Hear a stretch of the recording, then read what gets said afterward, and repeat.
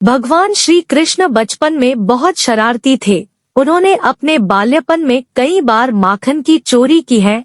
कभी गोपियों की मटकी फाड़ दिया करते थे तो कभी बछड़ों को गायों का पूरा दूध पिला देते थे। गोकुल की गोपियां चाहकर भी प्यारे से नटखट कृष्ण को डांट नहीं पाती थी, क्योंकि उनकी शरारतों को देखकर उन्हें दुलारने का मन करता था। कान्हा ने ऐसी ही लीलाओं से माखन भी चोरी की थी। ये तो सभी जानते हैं कि कान्हा को माखन कितना प्रिय था।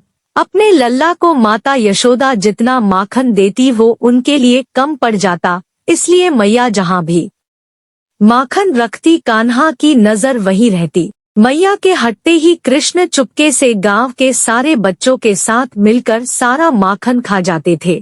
ऐसा कई दिनों से चल रहा। यशोदा मैया को कुछ समझा नहीं आ रहा था कि माखन जा कहाँ रहा है। उन्हें कुछ तरकीब सूझी। एक दिन मैया ने चुपके से माखन से भरे छोटे छोटे घड़ों को रस्सी के सहारे ऊपर टांग दिया, लेकिन कृष्ण की नजरों से क्या छुप सकता है। उन्होंने मैया को माखन रखते हुए देख लिया।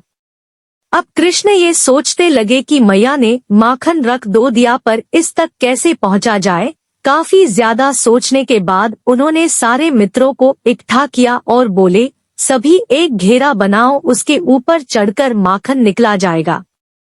जैसे कृष्णा ने कहा सभी ने वैसा ही किया और इस तरह से नटखट कृष्ण और उनके सारे दोस्तों ने मिलकर पूरा माखन चट कर दिया। जब मैया ने देखा कि फिर वही हुआ तो उन्होंने ठान लिया कि आज मैं देखकर ही रहूंगी कि माखन की चोरी कौन करता है।